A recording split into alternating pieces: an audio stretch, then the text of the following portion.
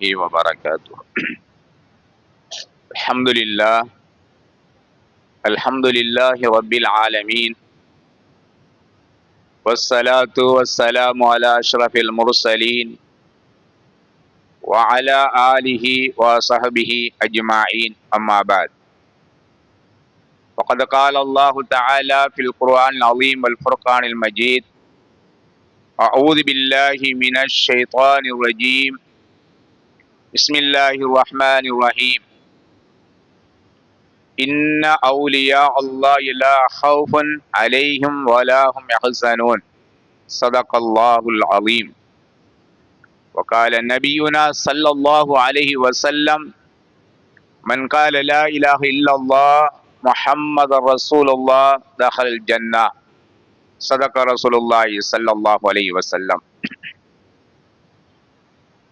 அனைத்தையும் படைத்து பரிபாலித்து பக்குவப்படுத்தி அதிகாரம் செலுத்திக் கொண்டிருக்கக்கூடிய அல்லாஹ்வுக்கே அனைத்து புகழும் புகழ்ச்சி முரித்தாகட்டும்.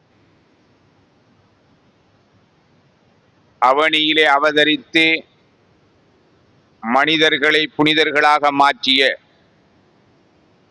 நபிகள் நாயகம் ஸல்லல்லாஹு அலைஹி வஸல்லம் அவர்கள் மீதும், அன்னாரது குடும்பத்தார்கள், தோழர்கள், இறுதி நாள் வரை அவர்களை பின்பற்றி நடக்கக்கூடியவர்கள் அனைவர்கள் மீதும், அதே போன்று அல்லாஹ்வுடைய மாளிகையில் ஆரம்ப நேரத்திலே வந்து அமர்ந்திருக்கக்கூடிய அனைத்து உள்ளங்கள், இனி வரக்கூடியவர்கள் எல்லோர் மீதும் அல்லாஹ்வுடைய அன்பும் அருளும் நிரப்பமாக கிடைக்க வேண்டும் என்று பதிவு செய்து கொண்டு,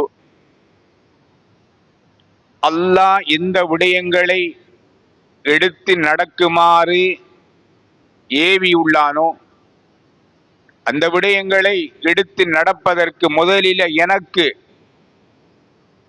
எடுத்து சொல்லி தக்வாவை கொண்டு அச்சமூட்டி எச்சரிக்கை செய்த வண்ணம், நீங்களும் நல்லவைகள் எடுத்து தீயவைகளை விலக்கி நடந்து கொள்ளுமாறு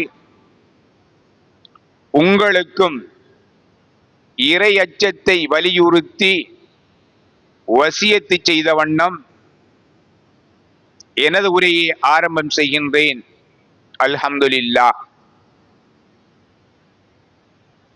அல்லாஹ்வின் நல்லடியார்களே, அருமை சகோதரர்களே, இந்த உலகத்திலே அல்லாஹ் எத்தனையோ படைப்புகளை படைத்திருக்கின்றான். எல்லா படைப்புகளிலும் சிறந்த ஒரு படைப்பு மனித படைப்பு. இந்த படைப்புக்கு நிகராக எதிராக எதுவுமே இல்லை. உயர்வான கண்ணியமான ஒரு படைப்பு. படைக்கப்பட்ட படைப்பாகிய மனித படைப்பு பல்வேறு சந்தர்ப்பங்களில் படைக்கப்பட்ட நோக்கத்தை மறந்து, படைத்தவனையும் மறந்து மனம் போன போக்கிலே வாழ்ந்து கொண்டிருக்கின்றோம். நாம் மட்டுமல்ல, நமக்கு முன்னால் உள்ள சமுதாயமும் இவ்வாறுதான் வாழ்ந்தது. வாழ்வாங்கு வாழ்ந்து கொண்டிருக்கக்கூடிய இந்த சந்தர்ப்பத்தில் எப்படி வாழ வேண்டும், எவ்வாறு வாழ வேண்டும் என்று ஏகன் எடுத்து சொன்னானோ அதனை மறந்து மதுவுக்கும் மாதுவுக்கும் அடிமைப்பட்டு விபச்சாரத்திற்கும் வட்டிக்கும் கொடுமைக்கும் கொலைக்கும் கொள்ளைக்கும் ஆளாகி கண்டதே காட்சி கொண்டதே கோலம் என்ற அடிப்படையில் சிலை வணக்கங்களில் ஈடுபட்டு தன்னிலை மறந்து மனித விழுமியங்களை தூரமாக்கி வாழ்ந்து கொண்டிருந்த சந்தர்ப்பத்தில் வறண்ட பாலைவனத்தின் ரோஜாவாக நபிகள் நாயகம் ஸல்லல்லாஹு அலைஹி வஸல்லம் அவர்களை தேர்ந்தெடுத்து சமுதாயத்தை ஓர் நிலைப்படுத்தி விழுமியங்களை பாதுகாத்து நல்ல மனிதர்களாக வாழ்வதற்கான வழிவகைகளை அவர்கள் மூலமாக எடுத்து இயம்பி அவர்களை நேர்வழியின் பக்கம் வழி நடத்திய ரப்பு அவர்கள் மூலமாக இந்த சமுதாயத்துக்கு தேவையான எல்லா விதமான படிப்பினைகளையும் அவர்கள் மூலமாக வழங்கியிருந்தான். அவர்கள் தன் வாழ்க்கையை இந்த சமுதாயத்துக்கு அர்ப்பணித்து அறியாமல் இருந்த மனிதர்களை அறிவின் பக்கம் ஆழமாக வேரூன்ற செய்து தன்னின் பக்கம் நெருக்கத்தை ஏற்படுத்தி தன் ரப்பை அடையும் வழிமுறைகளையும் எடுத்துச் சொல்லி தனது பாசறையில் எத்தனையோ விரோதிகளையும் தன் உள்வாங்கி ஒட்டுமொத்த சிலை வணக்கத்தில் ஈடுபட்டவர்களை இஸ்லாத்தின் பக்கம் உள்வாங்கி தன்னுடைய இறுதி மூச்சு வரைக்கும் தானும் வாழ்ந்து தன் தோழர்களையும் வாழ வைத்து விட்டு சென்றவர்கள் தான் வள்ளல் நபி அவர்கள். அவர்கள் சென்ற பின்பு சஹாபாக்கள் நபிகள் நாயகம் ஸல்லல்லாஹு அலைஹி வஸல்லம் அவர்கள் காட்டி தந்த வழிமுறைகளை பின்பற்றி வாழ்ந்தார்கள். அதன் பிறகு தாபீன்கள், தப தாபீன்கள் இவ்வாறு வாழ்ந்து கொண்டு இஸ்லாமிய விழுமியங்கள் ஒளி வீசிக் கொண்டிருக்கக்கூடிய சந்தர்ப்பத்தில் ஆங்காங்கே மீண்டும் அறியாமை தலை விரித்தாட தொடங்கியது. புதியன நுழைய தொடங்கிவிட்டது. மார்க்கம் கொஞ்சம் கொஞ்சமாக மனித சமூகத்திடம் இருந்து அகலத் தொடங்கிவிட்டது. நகர்ந்து கொண்டிருந்த மார்க்கத்தை மீண்டும் தலை நிமிர்த்த செய்ய வேண்டும் என்று தபா தாபீன்கள், இமாம்கள், அறிஞர்கள், ஆலிம்கள் ஒவ்வொருவராக உழைத்துக் கொண்டு வந்தார்கள். இருந்த போதிலும் மார்க்க விழுமியங்கள் மிக மோசமாக ஆங்காங்கே சரி கொண்டு போனது. இந்த சந்தர்ப்பத்தில் 5ஆம் நூற்றாண்டில் இந்த மார்க்கம் இவ்வாறு நலிவடைந்து கொண்டிருப்பதை அறிஞர்களும் ஆலிம்களும் ஆராய்ச்சி செய்து ஒவ்வொருவராக இறை நெருக்கத்தை பெறுவதற்காக முண்டி அடித்து அவர்கள் தன்னை வருத்தி தன் ரப்பின் பக்கம் நெருக்கத்தை ஏற்படுத்தினார்கள். அதனால் பலவிதமான சோதனைகளுக்கு உள்வாங்கப்பட்டார்கள். நபிகள் நாயகம் ஸல்லல்லாஹு அலைஹி வஸல்லம் அவர்களிடத்திலே சஹாபி ஒருவர் வந்து கேட்டார், யா ரசூலல்லாஹ், உங்களை நான் அளவு கடந்து நேசிக்கிறேன் என்றார்கள். அண்ணல் நபி சொன்னார்கள், ஏழ்மையை நீ ஆடையாக ஆக்கிக் கொள்ள வேண்டி நேரிடலாம் என்றார்கள். யா ரசூலல்லாஹ், அல்லாஹ்வின் பக்கம் நெருக்கத்தை ஏற்படுத்துவதற்கு நான் அளவு கடந்த அளவுக்கு முயற்சிக்கின்றேன், சோதனைகளை நீங்கள் ஆடையாக மாற்ற வேண்டி வரும் என்றார்கள் நபிகள் நாயகம் ஸல்லல்லாஹு அலைஹி வஸல்லம் அவர்கள். இந்த அறிஞர்களும் ஆலிம்களும் நிறை நெருக்கத்தை பெறுவதற்கு முயற்சித்த பொழுது அதிகமான சோதனைகளுக்கு முகம் கொடுக்க வேண்டி வந்தது.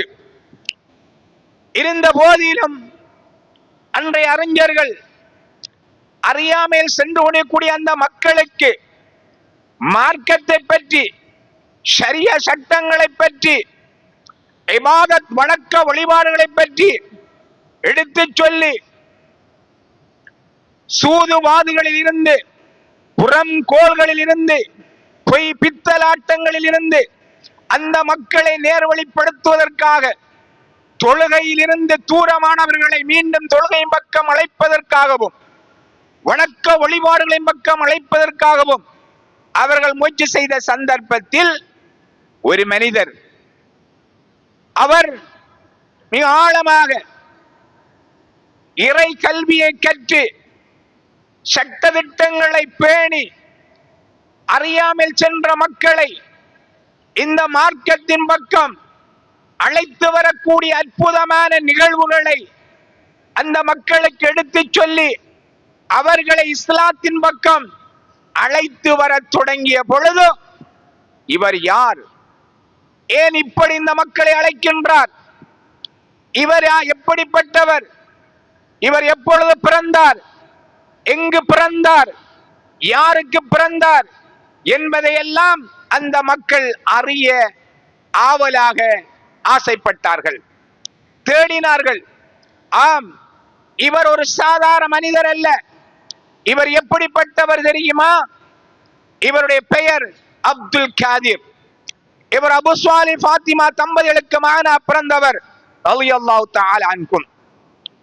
இவர் ஜீலாமா நகரத்திலே ஹிஜ்ரி 470 பிறந்தவர்.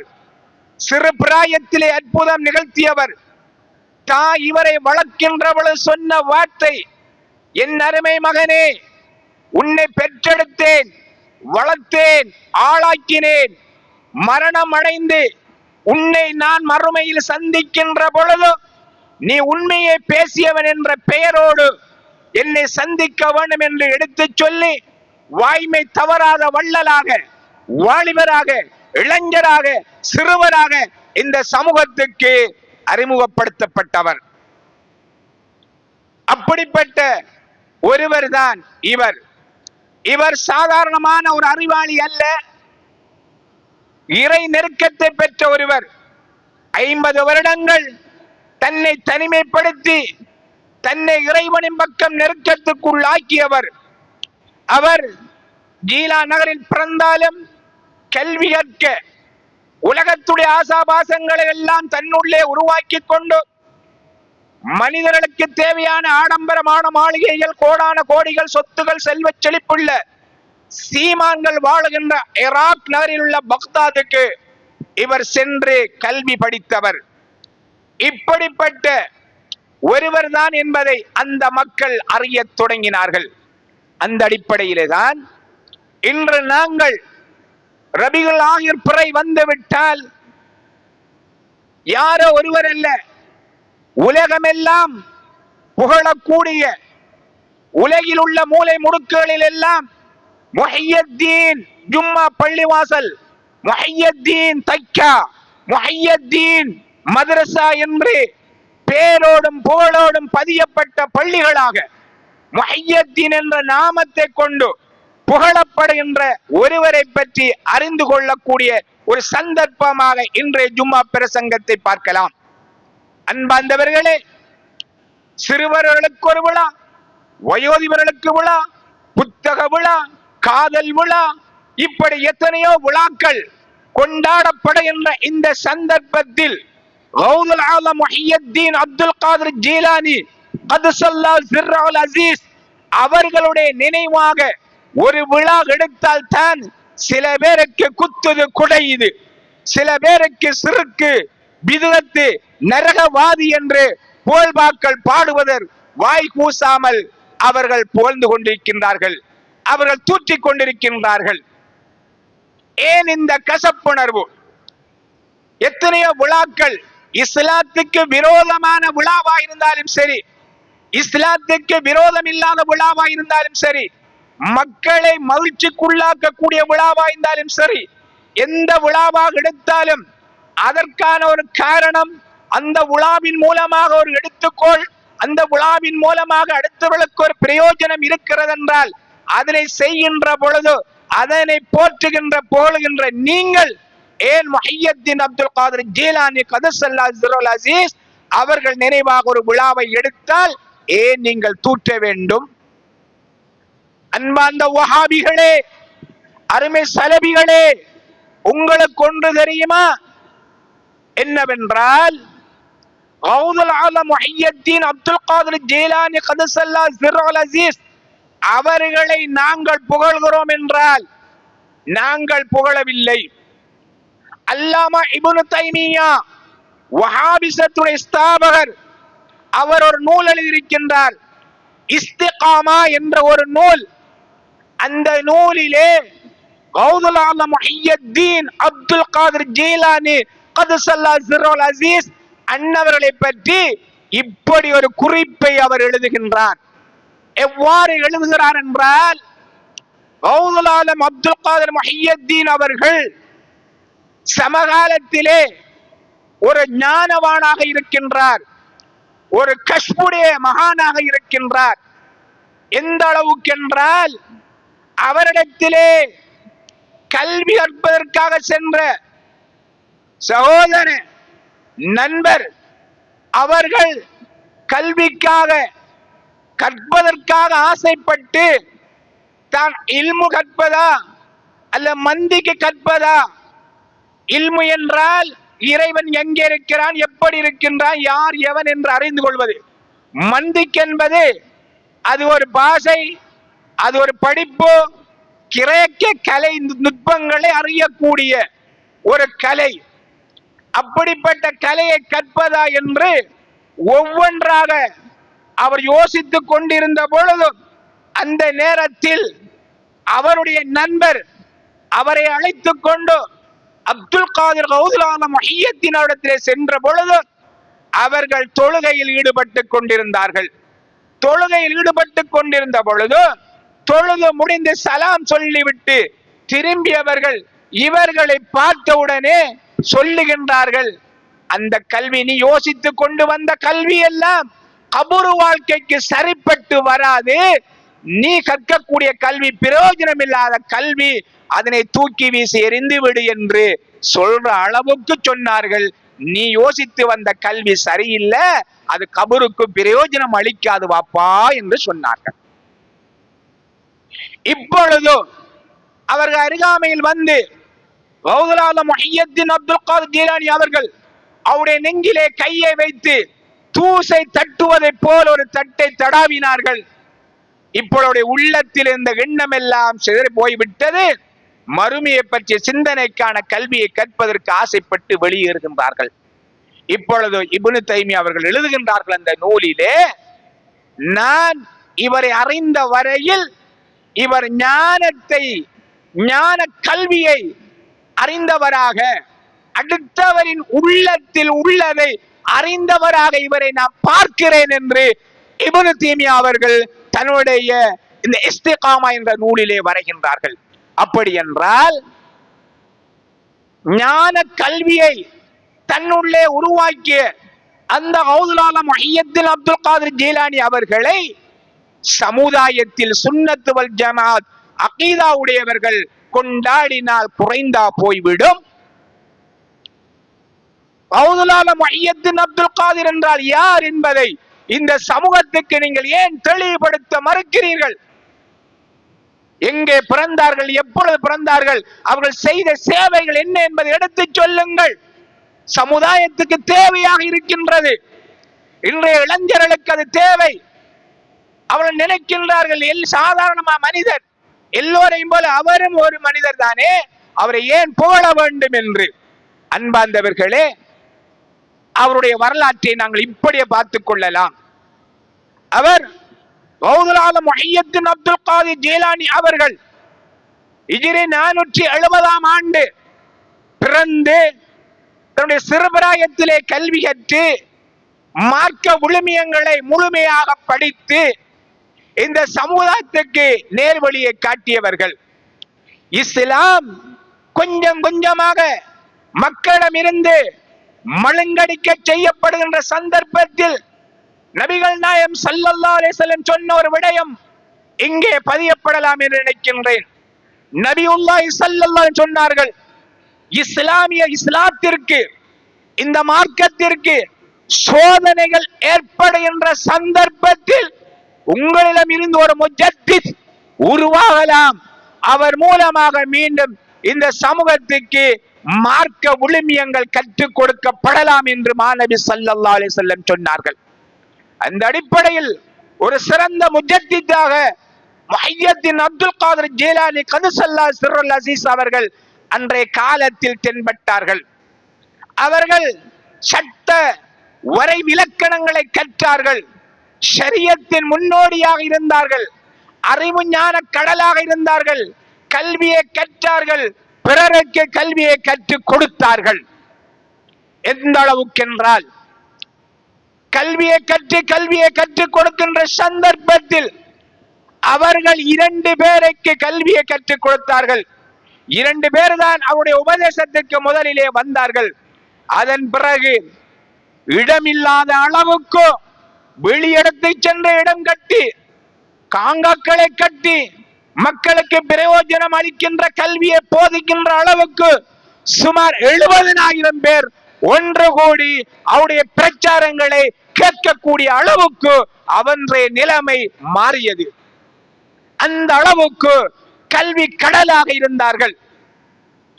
இமாம் அப்துல் காதிர் முஹையத்தீன் அப்துல் காதிர் ஜீலானி கதுஸல்லாஹு சிர்ருல் அஸீஸ் அவர்கள் பக்தாதுக்கு நுழைகின்ற சந்தர்ப்பத்தில் இமாமுனா கஸ்ஸாலி இமாம் அவர்கள், இஹ்யா உலூமுத்தீனுடைய ஆசிரியர் இமாம் கஸ்ஸாலி அவர்கள் பக்தாத்திலிருந்து வெளியேறக்கூடிய ஒரு சந்தர்ப்பம், வெளியேறிவிட்டார்கள். கௌதுல் ஆலம் அவர்கள் பக்தாத்துக்குள் நுழைகின்றார்கள்.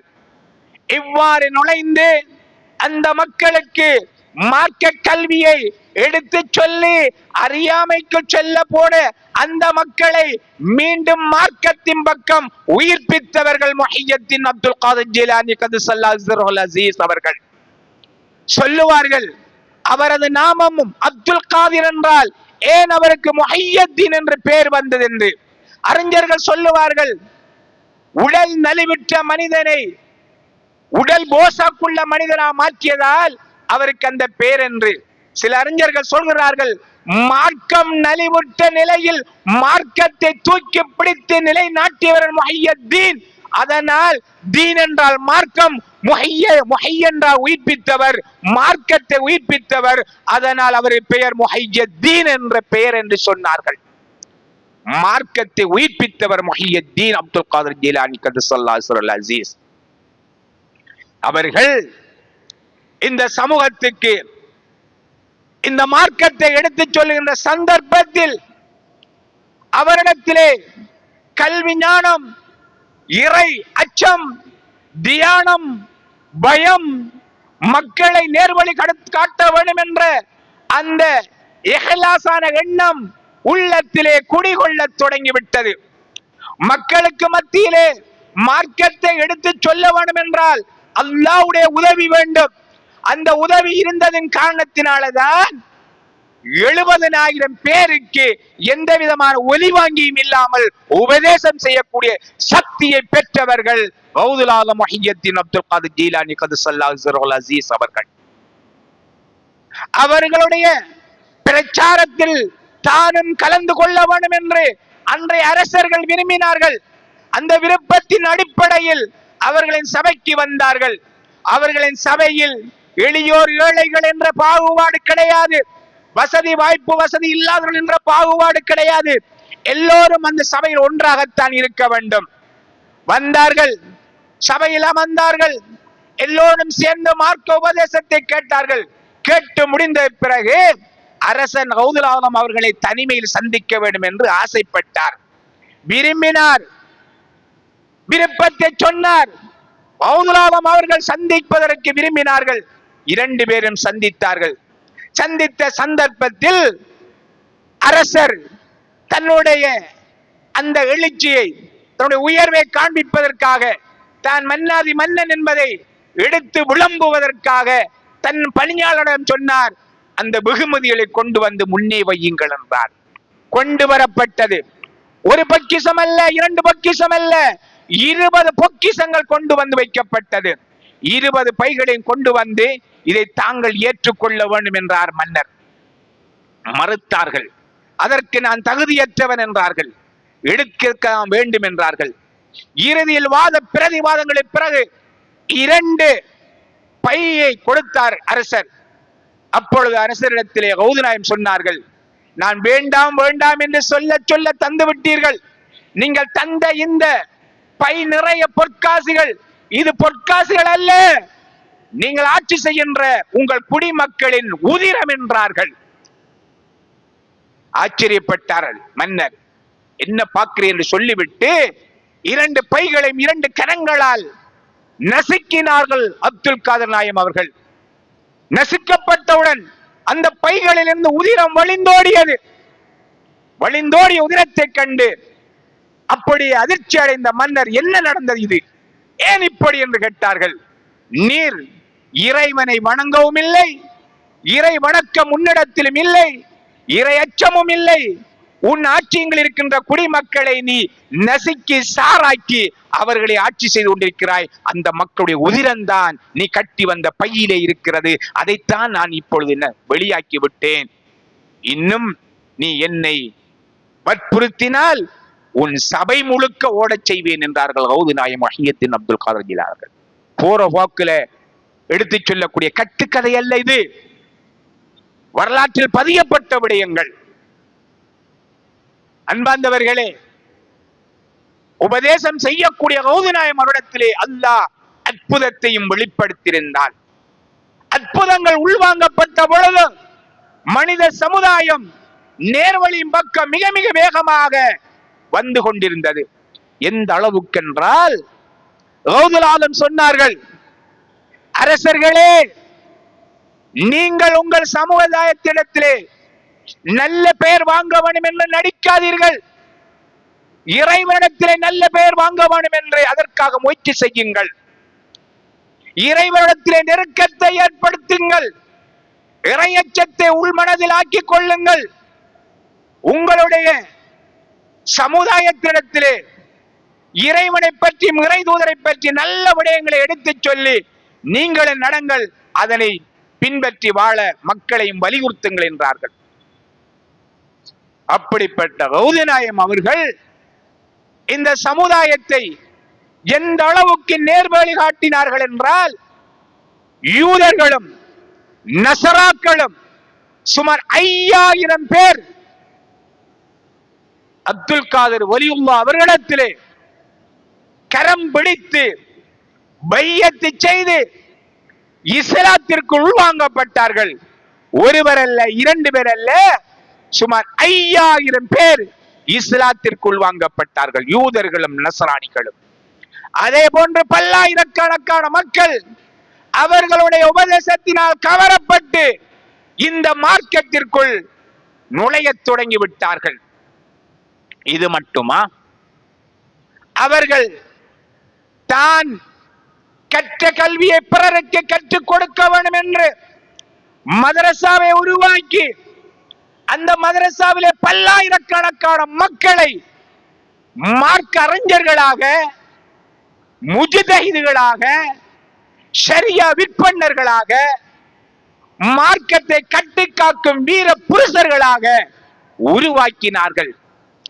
எந்த அளவுக்கு என்றால், பைத்துல் முகத்தஸ் இன்று யூதர்களினால் அழித்தொழிக்கப்பட்டுக் கொண்டிருக்கின்றது. அதற்கு அரபியர்கள் எல்லாம் சாமரசம் வீசிக் கொண்டிருக்கின்றார்கள்.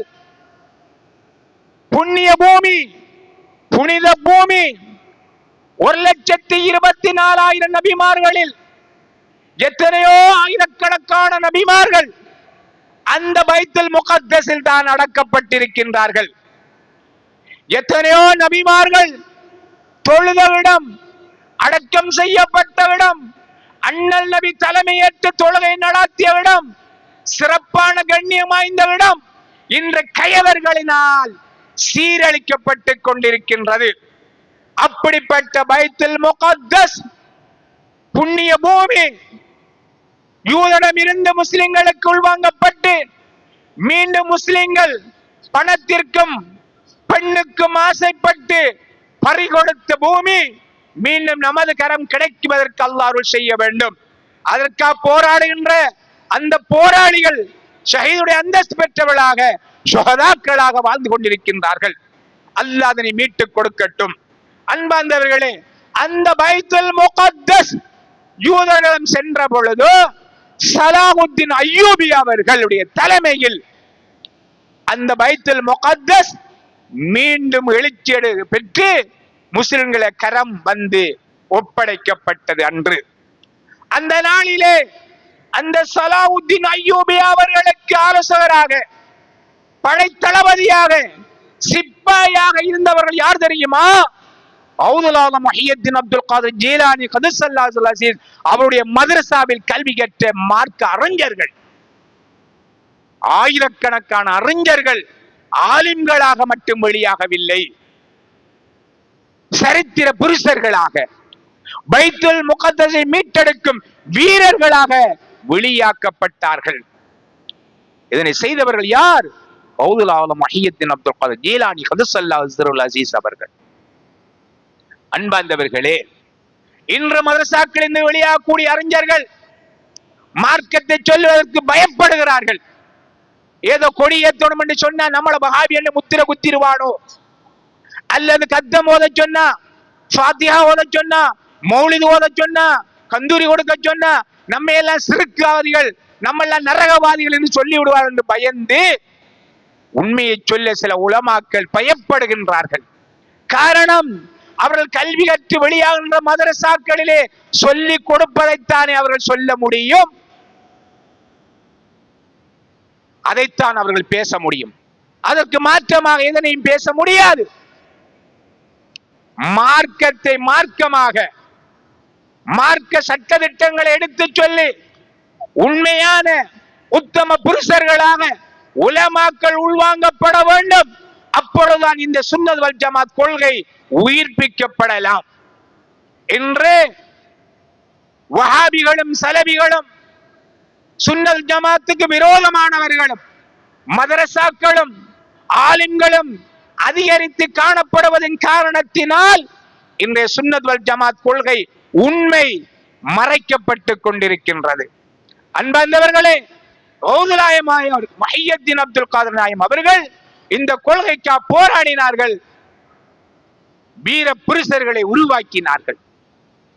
இவர்கள்தான் இந்த சமூகத்தை நேர்வழிப்படுத்துவதற்காக தன் தாய் கல்வி கற்க சென்ற சந்தர்ப்பத்தில் உண்மையை உரைக்க வேண்டும் என்று சொன்னதினால், உண்மையை சொன்னதினால் பல்லாயிரக்கணக்கான திருடர்கள் திருந்துவதற்கு காரணகர்த்தாக்களாயிருந்தார்கள். அன்பார்ந்தவர்களே, 1,00,000 பேர் பணப்பலத்தாலும் வீரத்தாலும் தவறிழைத்துக் கொண்டிருந்தவர்களுக்கு மார்க்கத்தை எடுத்து சொல்லி அல்லாஹ்வும் ரசூலும் காட்டித் தந்த வாழ்க்கை வழிமுறைகளை விலாவாரியாக எடுத்து சொல்லி சுமார் 1,00,000 பேரை தனது கரத்திலே தௌபா செய்ய சொல்லி இஸ்லாத்தின் பக்கம் உள்வாங்க செய்தவர்கள் அப்துல் காதிர் ஜீலானி அவர்கள். அப்படிப்பட்ட கௌது நாயம் அவர்கள் ஒரு சாதாரணமானவர்கள் அல்ல, அற்புதங்கள் நிறைந்த மாமனிதர். அவர்களுடைய வரலாற்றிலே ஒரு கராமத்தை உங்களுக்கு சொன்னேன், மீண்டும் ஒரு கராமத்தை சொல்லலாம் என்று நினைக்கின்றேன். இருந்த போதிலும் அன்பார்ந்தவர்களே, ஒன்றை விளங்கிக் கொள்ளுங்கள். அவர்கள் சொன்னார்கள், இந்த உலகத்திலே வாழ்கின்ற பொழுதும் இறைவனை நெருங்கிக் கொள்ளுங்கள், இறை இல்லாத ஒன்றை கல்விலே ஏற்றாதீர்கள், உள்ளத்திலே இறைவனை ஏற்படுத்திக் கொள்ளுங்கள், உலகத்தை உள்ளங்கையிலே வைத்துக் கொள்ளுங்கள். உள்ளத்திலே உலகத்தை வைக்காமல் இறைவனை வைத்தால் உதறி விடுவீர்கள். ஆதலால் இறைவனை கல்விலே உள்வாங்கிக் கொள்ளுங்கள், இறைவனிடத்திலே சதா சாய்ந்திருங்கள், இறை அச்சத்தை உள்வாங்கிக் கொள்ளுங்கள், இஹ்லாஸோடு வாழுங்கள், எளியோர்களுக்கும் ஏழைகளுக்கும் உணவளியுங்கள், துவண்டோர்களுக்கு உதவியாளர்களாக இருங்கள் என்று மக்களுக்கு போதனை செய்தார்கள் அப்துல் காதிர் ஜீலானி அவர்கள். அப்படிப்பட்ட கௌது நாயம் அவர்கள் கல்வி கற்றுக் கொண்டிருந்த பொழுது, கல்வியை கற்றுக் கொடுத்துக் கொண்டிருந்த பொழுது அவரிடத்திலே தன் மகனும் கல்வி கற்க வேண்டும் என்று ஆசைப்பட்டு ஒரு தாய் தன் பிள்ளையை அவரிடத்திலே கொண்டு போய் ஒப்படைத்து என் மகனை கல்வியை கற்றுக் கொடுங்கள் என்றார்கள். சரி என்று கல்வியை கற்றுக் கொடுத்தார்கள். பல வருடங்கள் கழித்து நம்மளை போல 23 வயசுல மௌலியாக அல்ல, அவர்கள் 50-60 வயசிலே தாடி நரைத்து மீசைகள் எல்லாம் நரைத்தும் அந்த நேரத்திலும் கல்வி கற்றுக் கொண்டிருந்தார்கள். காரணம், கல்விக்கு வயது இல்லை, கிடையாது. அப்படியான ஒரு சந்தர்ப்பத்தில் பிள்ளையை பார்க்க தாய் வந்த பொழுது மகனார் துவண்டு போயிருந்தான். துவண்டு போன மகனை பார்க்கின்ற பொழுது அந்த மகன் உமிக்கோதுமையால் செய்த ரொட்டியை சாப்பிட்டுக் கொண்டிருந்தான். மகனே, இந்த அளவுக்கு உடல் மெலிந்து போய்விட்டாயே என்று அங்கலாய்த்துக் கொண்ட தாய், உனது ஆசிரியரை சந்திக்க வேண்டும் என்று கௌதுலாயை சந்திக்க போன பொழுது அப்துல் காதிர் ஜீலானி அவர்கள் அங்கே உயர்தர கோதுமை ரொட்டியை சாப்பிட்டுக் கொண்டிருக்கின்றார்கள். அருகிலே கோழியை சாப்பிட்டுக் கொண்ட எலும்புகள் குமிக்கப்பட்டிருக்கின்றது. சொன்னார்கள், ஆசிரியர் அவர்களே, மாணவன் உமிக்கோதுமை சாப்பிடுகின்றான், நீங்கள் நல்ல உயர்தரமான கோதுமை ரொட்டியும் கோழியும் சாப்பிடுறீர்களே, இது ஒரு நல்ல சுலுக்கு இல்ல, இது ஒரு நல்ல பாதையா தெரியல எனக்கு, இது என்ன இது இப்படி என்று கேட்டார்கள்.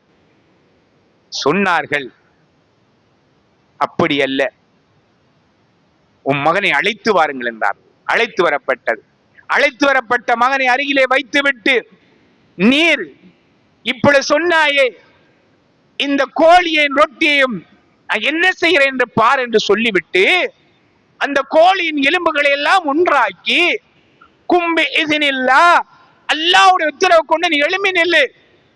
சூரா யாசினிலே சொல்லுவோம் அல்லவா, குல் யுஹில்லதி அன்சாவல மர்ரத்தின் வ பிக்குல்லி ஹல்கின் அலீம். அதுக்கு முன்னால் வசனம், எலும்புகள் எல்லாம் மக்கி போனாலும் உயிர்ப்பிக்கக்கூடிய சக்தி அல்லாஹ்வுக்கு இருக்கிறது என்று. அந்த அடிப்படையிலே அல்லாஹ் இந்த எலும்புகளை எல்லாம் உயிர்ப்பிக்க கூடியவனை இதை உயிர்ப்பி என்ற உடனே கோழி எழும்பி நின்றது. கதை சொல்லவில்லை, ஜீலா என்ற கிரந்தத்திலே பதிவு செய்யப்பட்ட, அறிஞர்களும் ஆலிம்களும் பதிவு செய்யப்பட்ட ஒரு விடயம். இப்பொழுது சொன்னார்கள், இந்த தன்மை உன் மகனத்திலே வர வேண்டும் என்றால் உன் மகன் அப்படி சாப்பிட்டு கல்வியை கற்றால்தான் உயர்வான கல்வியை கற்க முடியும் என்று சொல்லி சொன்னார்கள். அன்பார்ந்தவர்களே, கல்வி சாதாரணமாக நினைச்ச மாத்திரத்தில் வராது, சிரமப்பட்டால் தான் வரும், எந்த கல்வியா இருந்தாலும். அப்படியான அற்புதங்களை நிகழ்த்திய கௌது நாயம் அவர்கள் ஹிஜ்ரி 561 ஆண்டு ரபியுல் ஆகிர் பிறை 11 சனிக்கிழமை அன்று பிள்ளைகளை எல்லாம் ஒன்றாக கூட்டி எல்லோரையும் அழைக்கின்றார்கள். காரணம், அன்று இரவு, வெள்ளி இரவு அவளுக்கு காய்ச்சல் ஏற்பட்டு விட்டது. காய்ச்சல் ஏற்பட்டு இரவு பகல் அதிகமாக அவர்கள் வருத்தம் கிடக்கவில்லை. வெள்ளி இரவு, ஒரு இரவு ஒரு பகல், சனிக்கிழமை காய்ச்சல் ஏற்பட்டு கடுமையாக இருக்கின்றது. பிள்ளைகளை எல்லாம் கூப்பிட்டார்கள். கூப்பிட்டு அருகில் வைத்துவிட்டு தன் அருமை மகன் அப்துல் வஹாப் அவர்கள் அழைத்து, மகன், அல்லாவை தவிர வேறு யாரையும் வணங்கி வழிபடாதீர்கள், எந்த தேவை இறைவனிடத்திலே கேளுங்கள், இறை அல்லாதவனிடத்தில் எதையும் கேட்காதீர்கள், இறை நெருக்கத்தை பெறுவதற்கான முயற்சியில் ஈடுபடுங்கள், எளியோர் ஏழைகளுடன் சேர்ந்து நடங்கள், பணிவோடு நடந்து கொள்ளுங்கள், பிறரை பற்றி மனதில் எள்ளளவும் அநீதி இழைப்பதற்கு நினையாதீர்கள் என்று சொல்லிவிட்டு இருந்த சந்தர்ப்பத்தில் அடுத்த மன் அப்துல் ஜப்பார் அவர்கள் தகப்பனை பார்த்து கேட்கிறார்கள், தந்தையே, கடுமையான காய்ச்சல், உடலெல்லாம் வலியா இருக்கிறதா என்று கேட்ட பொழுது சொன்னார்கள், என் உடல் முழுக்க வலியாக இருக்கிறது, கல்புல மட்டும் வலி இல்ல மகன் என்றார்கள். உடல் முழுக்க வலி, உள்ளத்துல மட்டும் வலி இல்ல மகன், உள்ளத்தில் இறைவன் நெருக்கம் இருக்கிறது மகனே என்று சொன்னார்கள். சொல்லிவிட்டு லா இலாஹ இல்லல்லாஹ் என்ற இந்த கலிமாவை மொழிந்துவிட்டு சொன்னார்கள், நிலையானவனே, மரணம் இல்லாதவனே, நித்திய ஜீவனே, நீ மௌத்தாகாமல் பிறரை மௌத்தை கொண்டு அடக்கக்கூடியவனே என்று இந்த வார்த்தைகளை சொல்லிவிட்டு வஅலைக்குமுஸ்ஸலாம் என்ற சலாத்தை சொல்லி சிறியவர்கள் எல்லாம் இருந்தார்கள். சற்று வழிவிடுங்கள் என்று சொல்லிவிட்டு லா இலாஹ இல்லல்லாஹ் முஹம்மது ரசூலுல்லாஹ் என்ற கலிமாவை 3 விடுத்தம் மொழிந்து கொண்டிருக்கிறார்கள். இதை அல்லாமா ஜௌசி அவர்கள் தன்னுடைய கிரந்தத்தில் பதிகிறார்கள். அப்துல் வஹாப் அவர்கள் பௌத்தநாயகமுடைய மகனாக இருந்தாலும் அவர்கள் ஒரு வலி, மிக பெரும் ஒரு சூஃபி மகான். பௌத்தநாயகமுடைய பிள்ளைகள் எல்லாம் பெரும் அறிஞர்கள். அவர்கள் பதிகின்றார்கள் இந்த விடயத்தை. இப்பொழுது கலிமா சொல்லி லா இலாஹ இல்லல்லாஹ் என்ற நேரத்தில் 3 விட சொல்லுகின்ற போது அந்த நாவு இல்லல்லாஹ் என்ற அந்த நா மேல் அந்த அன்னத்தில் சென்றவுடன் நாக்கு அப்படியே நின்றது. அவருடைய பார்வை மேல் ஓங்கியது, உருகு பிரிந்தது. இன்னா லில்லாஹி வ இன்னா இலைஹி ராஜிஊன். கௌதுலாகும் முஹய்யித்தீன் அப்துல் காதிர் ஜீலானி கத்தஸல்லாஹு அஸீஸ் அவர்கள் ஹிஜ்ரி 571வது வருடம் ரபியுல் ஆகிர் பிறை 10-11வது நாள் சனிக்கிழமை அந்த வஃபாத்தாகி விட்டார்கள்.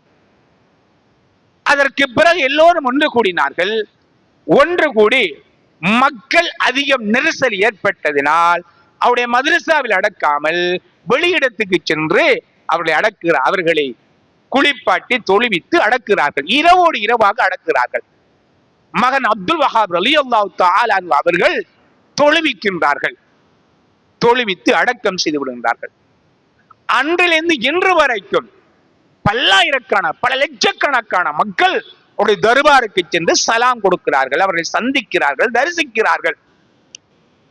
சுமார் 300 வருடங்கள் அவர் வஃபாத்தாகி 300 வருடங்களுக்கு பிறகு ஆட்சியாளர் சுலைமான் என்ற மன்னர் அவர்கள் இன்றிருக்கின்ற அந்த மக்பராவை புனர்நிர்மாணம் செய்து அவர்களுடைய தர்பாரை விசாலப்படுத்தி கட்டி இந்த சமூகத்துக்கு அர்ப்பணிக்கிறார்கள். அப்படிப்பட்ட அறிஞர் இந்த சமூகத்துக்காக தன்னையே அர்ப்பணித்த கௌதுல் முஹய்யித்தீன் அப்துல் காதிர் ஜீலானி கத்தஸல்லாஹு அஸீஸ் அவர்கள் அன்றைய காலகட்டத்தில் மார்க்கம் நலிவுற்ற காலத்தில் 5ஆம் நூற்றாண்டில் பிறந்து இந்த சமூகத்தை நேர்வழிப்படுத்திய ஒரு மகான். அதனாலதான் அவர்களை அன்றிலிருந்து இன்று வரை ஞாபகப்படுத்தி உலகமுள்ள மக்கள் எல்லாம் அவர்களை வழியாக ஏற்றுக்கொண்டு அவர்கள் பேரிலே பள்ளி வாயில்களை கட்டி அவர்கள் பேரிலே அன்னதானங்களை வழங்கி அவர்கள் பேரிலே புகழ்பாக்கள் பாடிக்கொண்டிருக்கிறார்கள். அந்த அடிப்படையில் இந்த வரலாறுகள் பிள்ளைகளுக்கு சொல்லப்பட வேண்டும். இதையெல்லாம் மறைத்து அவர்களெல்லாம் ஒரு வழி இல்லை, அவர் வழி என்பதற்கு என்ன ஆதாரம் என்று இவர்கள் எல்லாம் கேட்டுக்கொண்டிருக்கிறார்கள். அன்பார்ந்தவர்களே, தூற்றுவர்கள் தூற்றட்டும், போற்றுவர்கள் போற்றட்டும். நாம் வழிமார்களை நேசித்து அல்லாஹ்வின் அன்புக்குரியவர்கள் ஆகுவதற்கு நாங்கள் முயற்சிக்க வேண்டும். அந்த அடிப்படையில தான் நமது பிரதேசத்தில் நமது ஊர் வாழ் மக்கள், குடியிருப்பு வாசிகள், இந்த ஊர் மக்கள் இன்று மாநகர சபை என்று சொல்கின்றோம். இந்த ஊரிலே இந்த முஹய்யித்தீன் அப்துல் காதிர் ஜீலானி கத்தஸல்லாஹு பேர் நாமம் கொண்ட இந்த முஹய்யித்தீன் ஜும்மா பள்ளி வாசல் உருவாக்கப்பட்டு அன்றைய மக்கள் இந்த பள்ளி வாயிலுக்காக காணிகளை கொடுத்து, கடைகளை கொடுத்து, நில புலன்களை கொடுத்து, சொத்துக்களை கொடுத்து இந்த பள்ளிகள் புனர்நிர்மாணம் செய்யப்பட வேண்டும், விளக்குகள் எரியப்பட வேண்டும். இங்கள் கடமை புரியக்கூடிய முஅத்தின் மௌலிமார்கள் லெப்பைமார்களுக்கு ஊதியம் கொடுக்கப்பட வேண்டும். இங்கே கந்தூரி கொடுக்கப்பட வேண்டும், மௌலிதுகள் கொடுக்கப்பட வேண்டும், நார்சாக்கள் கொடுக்கப்பட வேண்டும் என்று வசியத்து செய்து உறுதிகள் எல்லாம் எழுதி கொடுக்கப்பட்டிருக்கின்றன. இதெல்லாம் இன்றைக்குள்ள பிள்ளைகளுக்கு தெரியாது, தெரிந்தும் மறைக்கப்பட்டுக் கொண்டிருக்கின்றார்கள்.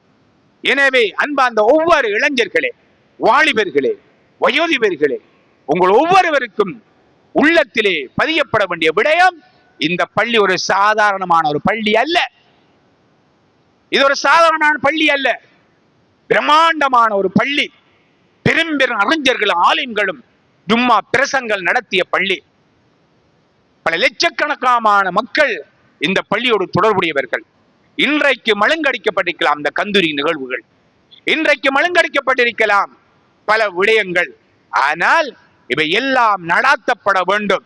இங்க இருக்கக்கூடியவருடைய தகப்பன்மார் கொடுத்திருக்கலாம், மூத்தப்பமார்கள் கொடுத்திருக்கலாம், உறுதிகள் கொடுத்திருக்கலாம், வளவுகள் கொடுத்திருக்கலாம், காணிகள் கொடுத்திருக்கலாம். இங்க இருக்கக்கூடிய ஒவ்வொரு செங்கற்களும் உங்களுக்கு சொந்தமானது, எல்லோருக்கும் சொந்தமானது. எனவே அந்த அடிப்படையிலே எமது பள்ளியிலும் கந்தூரிகள் கொடுக்கப்படுகின்றது.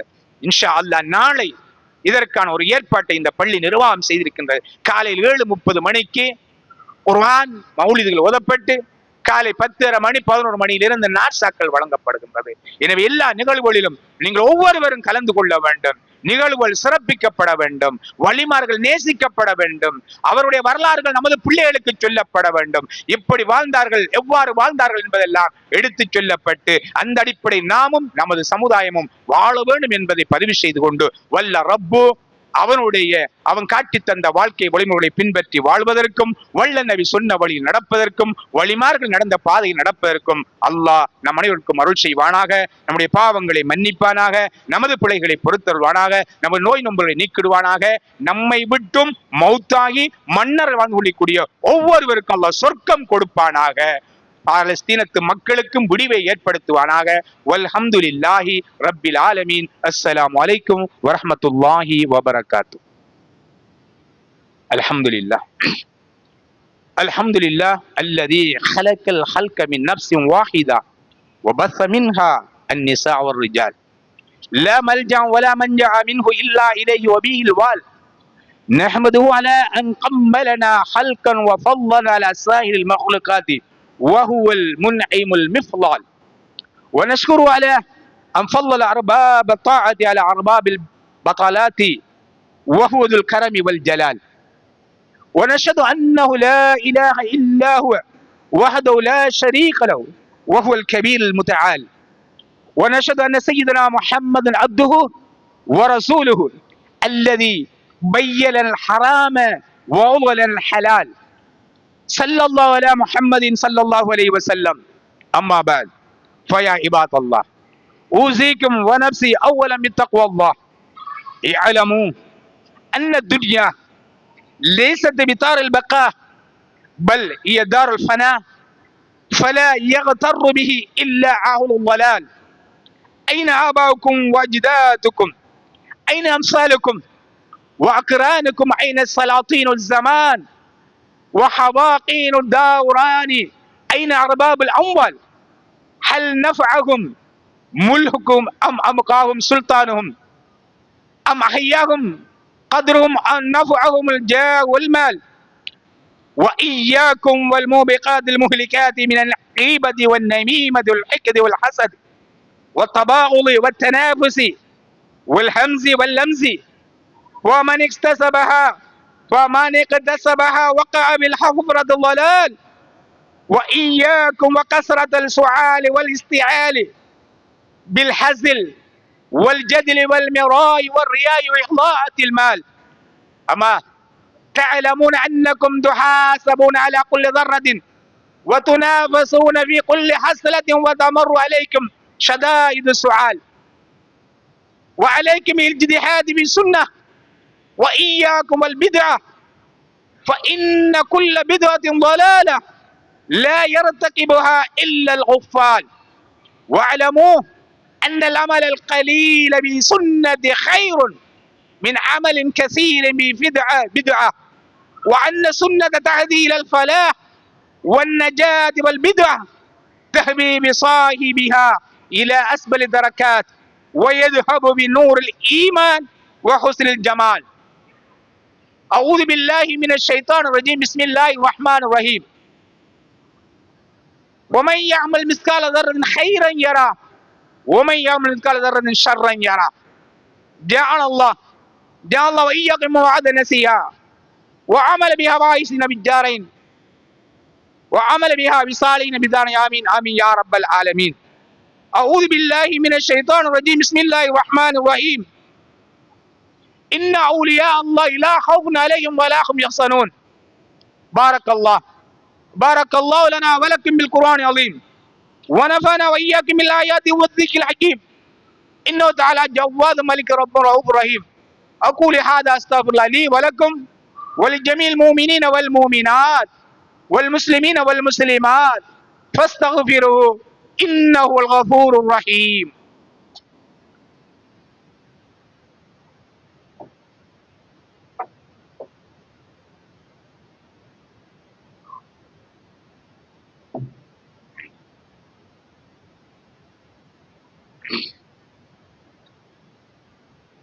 الحمد لله الحمد لله العلي الأكبر لا راد لما قضى ولا دافع لما قدر أحمده حمدا كثيرا واشكر شكرا كبيرا ونستعينه ونستغفره ونؤمن به ونتوب إليه أما صدر أشهد أن لا إله إلا هو وحده لا شريك له بالقوة والقدر وأشهد أن سيدنا محمد عبده ورسوله المبعوث إلى كافة الخلق من الأسود والأحمر صلى الله على محمد صلى الله عليه وسلم أما بعد فيا عباد الله أوصيكم ونفسي أولا بتقوى الله أيها المؤمنون اتقوا الله حق تقاته ولا تموتن إلا وأنتم مسلمون واعتصموا بحبل الله جميعا ولا تفرقوا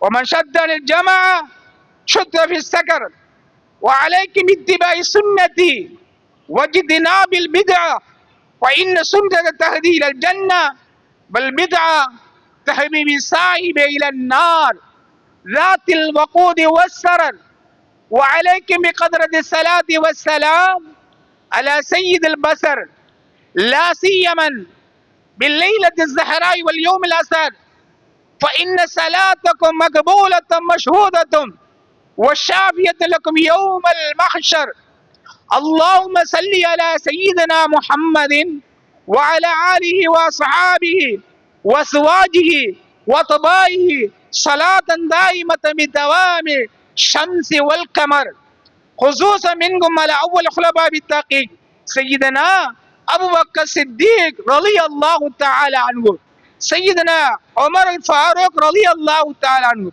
سيدنا عثمان بن عفان رضي الله تعالى عنه سيدنا علي بن أبي طالب رضي الله تعالى عنه سيدنا حسين رضي الله تعالى عنهما سيدنا فاطمة الزهراء رضي الله تعالى عنها سيدنا حمزة وسيدنا عباس رضي الله تعالى عنهما وحسهما بالفضل والعبهر وعلى سائر الصحابة والتابعين رضوان الله أجمعين اللهم بالمؤمنين والمؤمنات والمسلمين والمسلمات الأحياء منكم والأموات إنك مجيب الدعوات ورافق الدرجات إنك أنت الكبير الأكبر اللهم أعز الإسلام والمسلمين اللهم أعيد الإسلام والمسلمين في فلسطين